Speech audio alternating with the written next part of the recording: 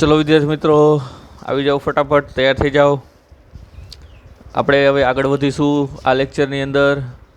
Last લેક્ચરમાં આપણે ઓહમના નિયમની ચર્ચા કરેલી હતી, જે આપણા ચેપ્ટર માટે ખૂબ જ અગત્યનો ટોપિક હતો।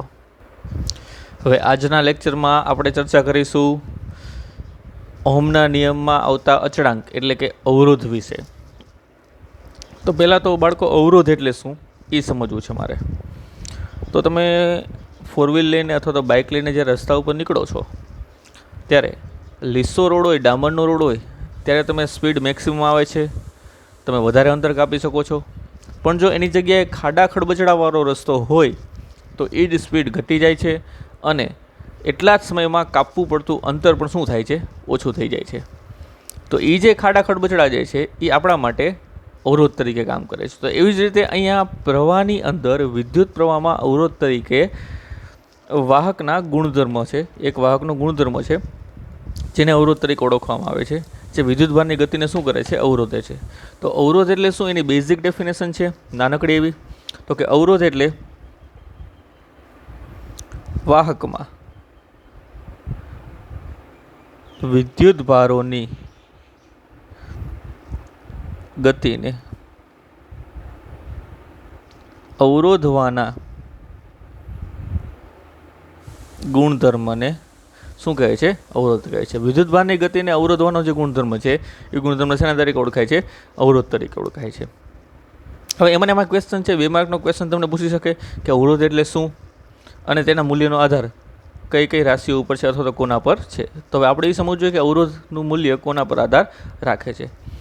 एवुं एक एक्जाम्पल लઉં છું અહીંયા। ધારો કે મારી પાસે કોઈ એક વાહક છે अथवा तो एने वाहक चोसलू पण कही सकीए आपणे। शुं छे वाहक चोसलू? लंबचोरस छे, आ छे लंबचोरस वाहक के जेनी लंबाई केटली छे, एल जेटली छे। उतारी लो, केटली लंबाई छे, एल, अने तेमांथी पसार थतो प्रवाह केटलो छे, आई छे। ज्यारे एने बेटरीना बे छेड़ा वच्चे जोड़ेल छे, एटले के आना बे छेड़ा वच्चे विद्युत स्थિતિનો તફાવત કેટલો છે, v છે, અને આની લંબાઈ કેટલી છે, એ છે। ક્ષેત્રફળની અત્યારે હું ચર્ચા કરતો નથી। હવે જુઓ, આ જે છે આ વાહકનો અવરોધ આર બરાબર, હું એવું લખી શકું, આર બરાબર શું થશે, વી બાય આઈ થશે। વી જે છે એના બે છેડા વચ્ચેનો તફાવત છે અને આઈ છે શું છે, તેમાંથી પસાર થતો વિદ્યુત પ્રવાહ છે। હવે સેમ લંબાઈના, આટલી જ લંબાઈના બે ચોસલાઓને એકબીજા સાથે શ્રેણીમાં જોડવામાં આવે ત્યારે શું થશે, વિચારો। આ જે ચોસલું હતું एवा ज बे चोसला सेम लंबाईना शेमां जोड़वामां आवे छे, श्रेणीमां जोड़वामां आवे छे। तो श्रेणीमां जोड़वामां आवे त्यारे शुं थाय एनी चर्चा आपणे करवी छे।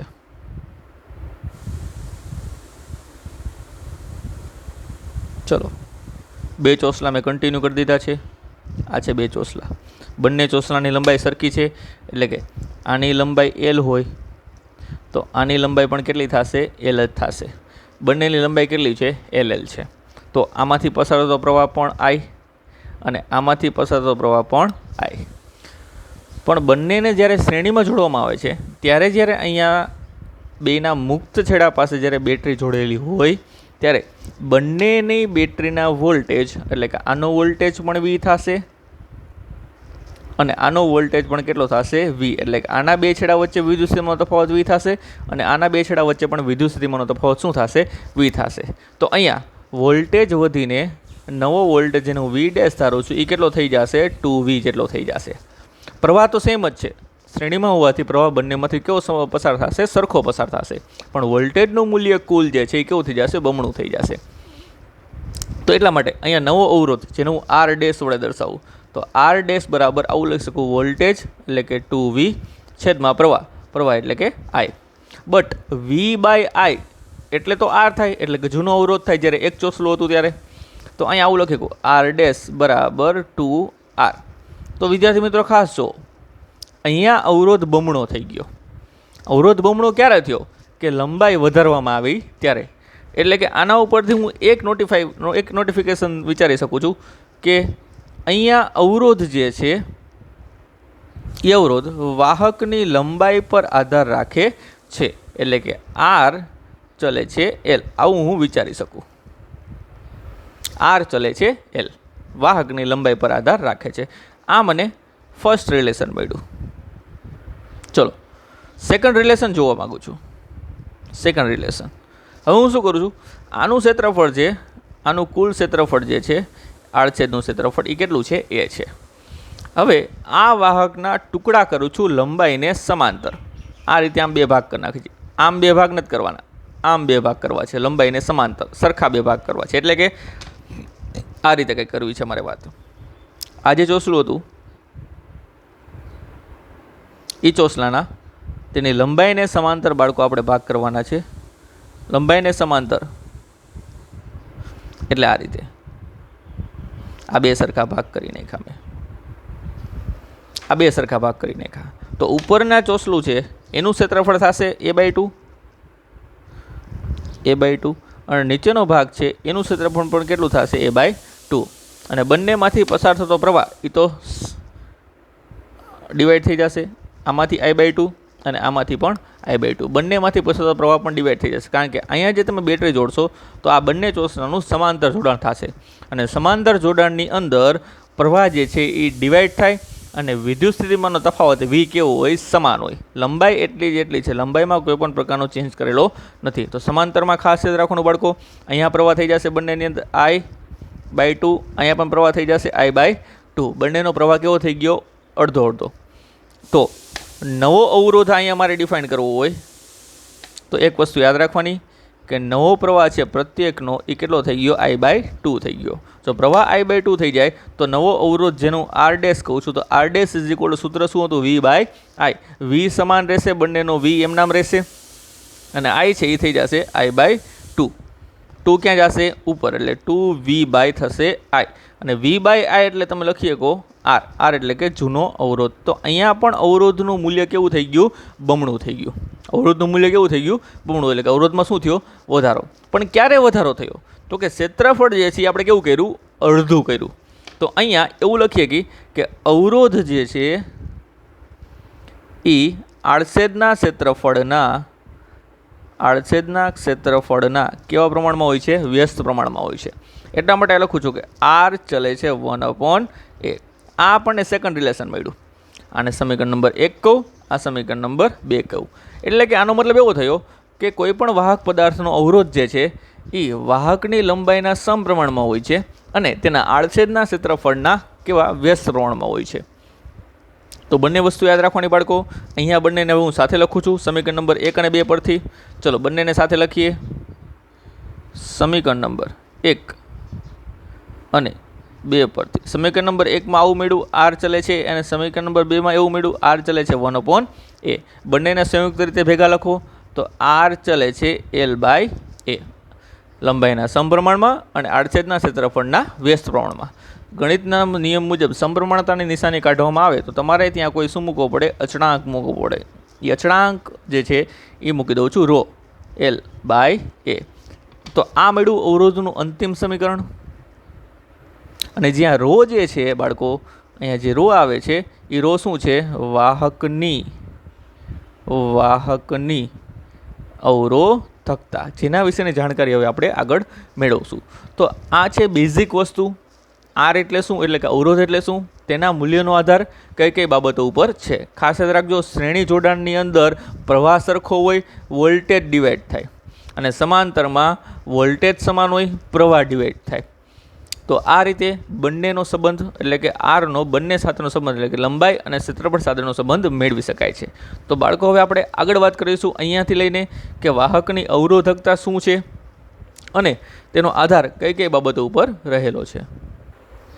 ચલો તો હવે વાત કરીએ આપણે અવરોધકતાની. તો પહેલાં વિચારો, અવરોધકતા કયા સૂત્ર ઉપરથી આવેલું હતું, તો અવરોધકતા જે હતું એ સૂત્ર આપેલ આવ્યું હતું અવરોધના સૂત્ર ઉપરથી, R = ρ L/a. જેમાં તમારે રોની જાણકારી મેળવવી છે તો રોને શું બનાવો, કરતા. તો આ સમીકરણમાંથી રોને કરતા બનાવો તો R × a શું થશે, L થશે. આ કોનું સૂત્ર થયું, આ થયું અવરોધકતાનું સૂત્ર. આના ઉપરથી તેની વ્યાખ્યા પણ બાળકો આપી શકાય છે. વ્યાખ્યા કઈ રીતે આપશો, ધારો કે આ કોઈ એક વાહક તાર છે, આ છે કોઈ વાહક તાર જેની લંબાઈ ધારી લઉં છું 1 મીટર. કેટલી લંબાઈ ધારી લઉં છું? 1 મીટર. અને આડછેદનું ક્ષેત્રફળ પણ ધારી લઉં છું 1 મીટર સ્ક્વેર. આડછેદનું ક્ષેત્રફળ છે એ ધારી લીધું 1 મીટર સ્ક્વેર. તો અહીંયા લંબાઈ 1 મીટર મૂકી દો, ક્ષેત્રફળ 1 મીટર મૂકી દો, તો આર બરાબર શું થશે? રો થશે. એટલે કે એકમ લંબાઈ અને એકમ ક્ષેત્રફળ ધરાવતા આડછેદના અવરોધને શું કહેવાય છે? અવરોધકતા કહે છે. ફરીવાર બોલું છું અને લખતો જાઉં છું, સાથે સાથે ધ્યાન રાખશો. એકમ લંબાઈ અને એકમ આડછેદનું ક્ષેત્રફળ ધરાવતા વાહકના અવરોધને વાહકની અવરોધકતા રો કહે છે. તો બાળકો, અવરોધકતાની સિમ્પલ ને સોબર બહુ મસ્ત વ્યાખ્યા થઈ ગઈ. એકમ લંબાઈ અને એકમ આડછેદનું ક્ષેત્રફળ ધરાવતા વાહકના અવરોધને શું કહે છે? વાહકની અવરોધકતા કહે છે. આના જ ઉપરથી તમે અવરોધકતાનો એકમ પણ ગોતી શકો છો. ચલો આના એકમની ચર્ચા કરીએ. તો વિચારો, અવરોધનો એકમ શું હતો? ઓહમ. ક્ષેત્રફળનો એકમ મીટર સ્ક્વેર, છેદમાં લંબાઈનો એકમ મીટર. 1 મીટર કેન્સલ આઉટ થશે એટલે વધશે ઓહમ ઇન્ટુ મીટર. તો આ થયો અવરોધકતાનો એકમ, ઓહમ ઇન્ટુ મીટર. આ થઈ બેઝિક વસ્તુ અવરોધકતાની. હવે જોઈએ કે અવરોધકતા કઈ બાબત પર આધાર રાખે છે. તો અવરોધકતાનો આધાર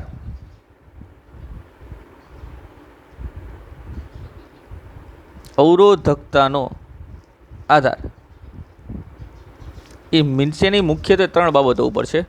પેલું છે દ્રવ્યની જાત પર.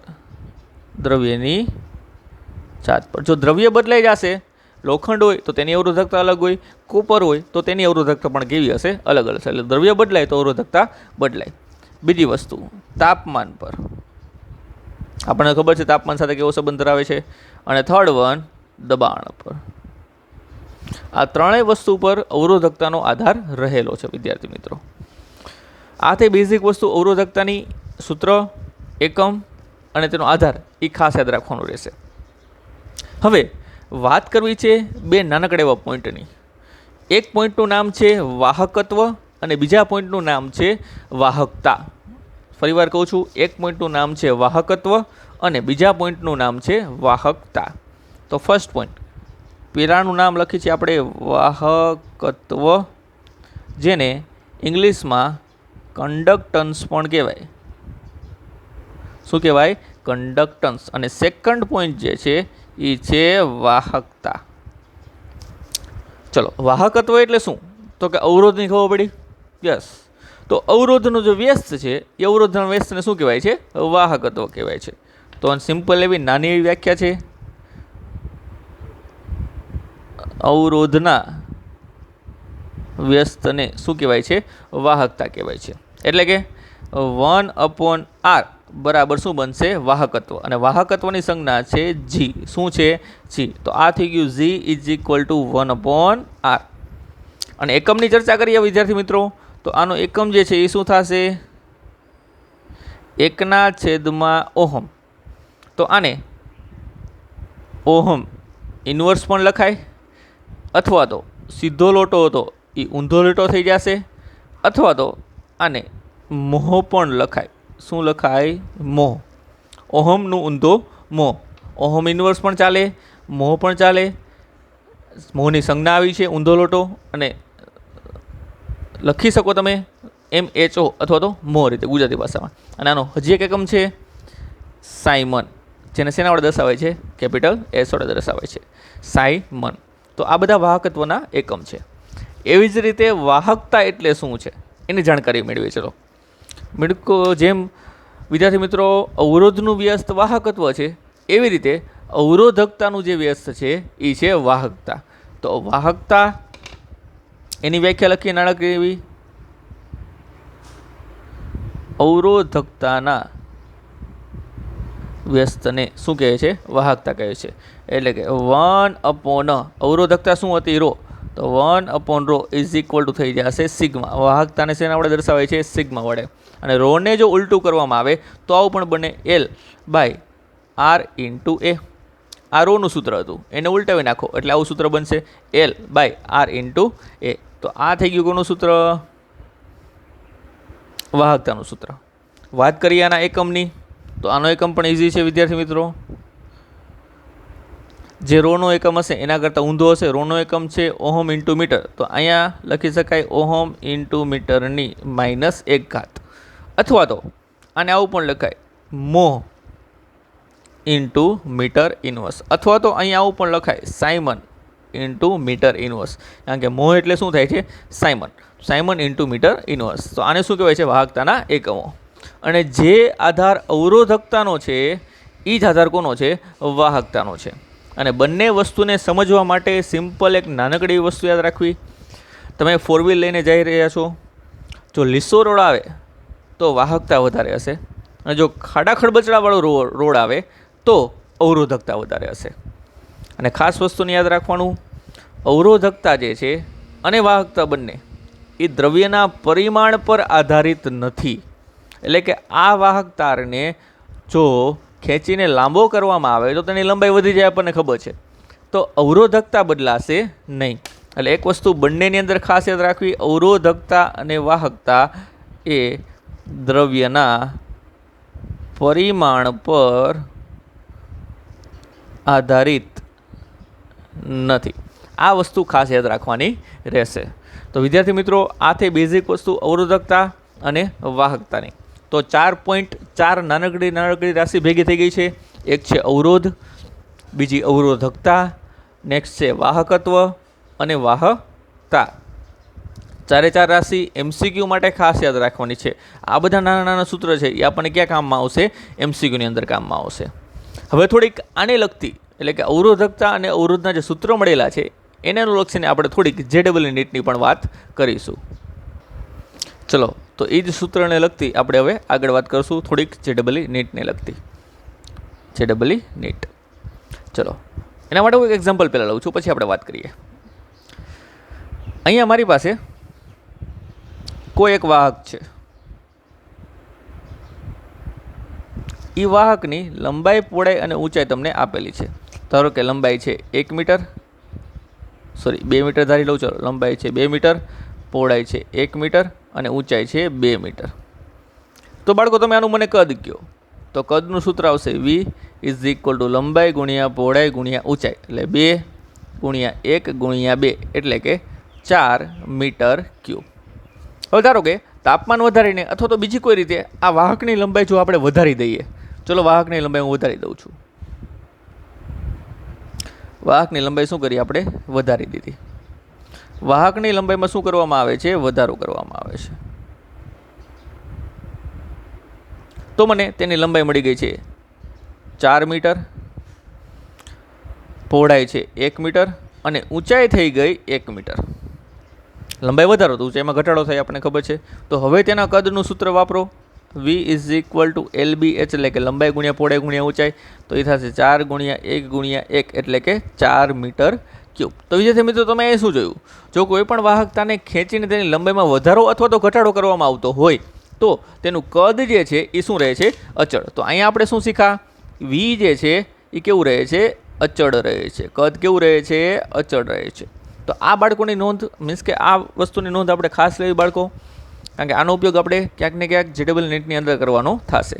તો વિદ્યાર્થી મિત્રો, ચલો બોલો સૂત્ર. આપણી પાસે સૂત્ર શું હતું અવરોધનું?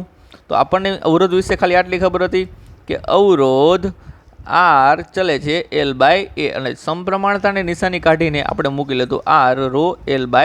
આવું સૂત્ર આપણે મૂકેલું હતું. હવે આનો ઉપયોગ આપણે બીજી કઈ રીતે કરી શકીએ એની વાત હવે આપણે કરીશું. તો આપણે કીધું એ પ્રમાણે કદ અચળ રહે છે. તારની લંબાઈમાં તમે વધારો કરો કે ઘટાડો કરો, કદમાં કોઈ પણ જાતનો ફેરફાર થતો નથી. તો મારી પાસે આવું સૂત્ર ઓલરેડી હતું જ તે, R = ρ L/A. હું શું કરું છું? ઉપર અને નીચે L વડે ગુણું છું. L વડે ઉપર ગુણો અને L વડે નીચે ગુણો. તો નીચે ક્ષેત્રફળ ગુણ્યા લંબાઈ થશે. ક્ષેત્રફળ ગુણ્યા લંબાઈ એટલે શું થઈ જશે? કદ. અને ઉપર ρ L × L એટલે શું થશે? L². જો તમને એવું કીધેલું હોય બાળકો, આ એક નાનકડું એવું સૂત્ર થયું. જો તમને એવું કહેવામાં આવે કે તારની લંબાઈમાં જો વધારો કરવામાં આવે તો અવરોધમાં શું ફેરફાર થશે? દ્રવ્ય નથી બદલાવાનું, દ્રવ્ય એના એ જ છે. તમને એવું કહેવા માગે છે કે જો તારની લંબાઈમાં વધારો કરવામાં આવે તો અવરોધમાં શું ફેરફાર થશે. તો ઉતાવળમાં ને ઉતાવળમાં એવી રીતે વિચાર કરતા કે તારની લંબાઈ જો વધે તો અવરોધ પણ વધે અને સમપ્રમાણમાં વધે છે. પણ આ સૂત્ર અનુસાર જોશો તો આઈડિયા આવશે કે રો જે છે એ અચળ થશે કારણ કે એક જ દ્રવ્ય છે. વી જે છે એ શું થશે? અચળ, કારણ કે કદમાં કોઈ પણ જાતનો ફેરફાર થતો નથી. તો આના ઉપરથી મને ખબર પડશે કે આર ચલે છે એલ સ્ક્વેર. કેમ કે આવા બધા એમસીક્યુની અંદર સૂત્રો ઉપયોગ ખૂબ જ પ્રમાણમાં થશે, એટલે આવા બધા સૂત્ર ખાસ યાદ રાખવાના. તો અહીંયા જ્યારે તારની લંબાઈમાં ખેંચીને વધારો કરવામાં આવતો હોય ત્યારે તેનું કદ અચળ રહેશે, તેની અવરોધકતા અચળ રહેશે, માત્ર લંબાઈ વધશે અને એને અનુરૂપ શું વધશે? અવરોધ વધશે. એવી જ રીતે ચલો હું બીજું સૂત્ર પણ વાપરું છું. સૂત્ર મારી પાસે સિમ્પલ હતું, રો એલ બાય એ. હું ઉપર અને નીચે એ વડે ગુણું છું, ઉપર પણ એ વડે, નીચે પણ એ વડે. ચલો તો ઉપર રો એલ ઇન્ટુ એ એટલે થઈ જશે કદ રો વી, છેદમાં શું થઈ ગયું? ક્ષેત્રફળનો સ્ક્વેર. તો નેક્સ્ટ ક્વેશ્ચન તમને એવો પૂછાણો કે જો તારની લંબાઈમાં વધારો કરવામાં આવે તો તેના ક્ષેત્રફળમાં શું ફેરફાર થશે? આપણને ખબર છે ક્ષેત્રફળ ચેન્જ થઈ જ છે. આડછેદનું ક્ષેત્રફળ જે છે, અહીંયા આડછેદનું ક્ષેત્રફળ, આડછેદ વિચારી લ્યો, અહીંયા આડછેદનું ક્ષેત્રફળ, અહીંયા આડછેદનું ક્ષેત્રફળ શું મળતું હતું? 1/2 એટલે કે 2. અહીંયા આડછેદનું ક્ષેત્રફળ શું મળે? 1/1 એટલે કે 1. તો અહીંયા આડછેદનું ક્ષેત્રફળ છે એ બદલાઈ જાય છે, આપણને ખબર છે. તો અહીંયા રો અને વી અચળ રહેશે, પણ શું બદલાશે? ક્ષેત્રફળ. અને શેના સમપ્રમાણમાં? તો કે આર ચલે છે એ સ્ક્વેર. અને ક્ષેત્રફળ બદલાય એને અનુરૂપ અવરોધ પણ શું થશે? બદલાશે.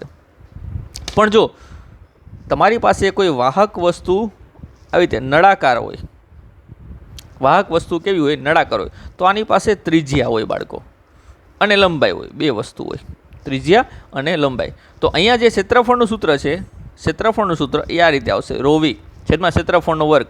ક્ષેત્રફળ આનું થશે પાઈ આર સ્ક્વેર, પણ એનો વર્ગ હોવાથી અહીંયા શું લખું છું? પાઈ સ્ક્વેર આરની 4 ઘાત. આનું ક્ષેત્રફળ ખબર છે, આનું ક્ષેત્રફળ થશે પાઈ આરનો સ્ક્વેર, પણ ક્ષેત્રફળનો વર્ગ હોવાથી પાઈ સ્ક્વેર આરની 4 ઘાત. તો રો અચળ, વી અચળ, પાઈ પણ અચળ, બદલાશે શું? ત્રિજ્યા. કેમ? તો કે ક્ષેત્રફળ બદલાય છે એટલા માટે. તો અહીંયા જ્યારે આવવું હોય ત્યારે આવા સૂત્ર ઉપરથી તમે એવું પણ લખી શકો કે આર ચલે છે સ્મોલ આરની 4 ઘાત, જ્યાં સ્મોલ આર જે છે એ ત્રિજ્યા છે અને કેપિટલ આર જે છે એ શું છે? અવરોધ છે. તો આ રીતે ત્રિજ્યા સાથેનો સંબંધ પણ તમે અવરોધનો મેળવી શકો. અને ત્રીજું એક સૂત્ર જે મેઇન હતું એ એમ નામ રાખી, રો એલ બાય એ. ખાલી લંબાઈમાં વધારો કરીને માત્ર તમને ત્રિજ્યાનો ફેરફાર દર્શાવે છે. ત્રિજ્યાનું ક્ષેત્રફળ છે પાઈ આરનો સ્ક્વેર. તો અહીંયા તમને એવું પણ કહી શકે વિદ્યાર્થી મિત્રો કે લંબાઈ એના એ જ છે, ત્રિજ્યામાં કોઈ પણ જાતનો ફેરફાર કરવામાં આવે તો અવરોધ કઈ રીતે બદલાય, તો એનો સંબંધ તમને મળશે 1/r². તો આ બધા અલગ અલગ સંબંધો છે જે તમે એમસીક્યુની અંદર યુઝ કરશો. આવા એમસીક્યુમાં આપણે હમણાં જોઈશું. પણ આ બેઝિક વસ્તુ જે ડબલ નીટને લગતી છે કે કોની સાથે અવરોધ કઈ કન્ડિશનમાં કેવો સંબંધ ધરાવે છે એ યાદ રાખવાનું છે. અહીંયા પણ ત્રિજ્યા સાથેનો સંબંધ છે, અહીંયા પણ ત્રિજ્યા સાથેનો સંબંધ છે. સો અહીંયા 1/r4 આવશે, થોડોક સુધારો કરી નાખશું. તો અહીંયા સ્ક્વેરના અનુસાર બદલાય છે, અહીંયા ચતુર્થ ઘાતના અનુસાર બદલાય છે. તો આ બધી બાબતો કેવી રીતે રકમ પ્રમાણે યુઝ કરવી એ આપણે એમસીક્યુ લઈને જોઈએ. તો બાળકો અત્યારે આ વસ્તુ આપણે બેઝિક યાદ રાખીશું અને આના એમસીક્યુ જે છે એ આપણે હવે નેક્સ્ટ લેક્ચરમાં જોઈશું. તો ત્યાં સુધી આ બધી જ બાબતો ફરી એકવાર રિવાઇઝ કરી લેશું, ત્યારબાદ આના એમસીક્યુની ચર્ચા આપણે કરીશું.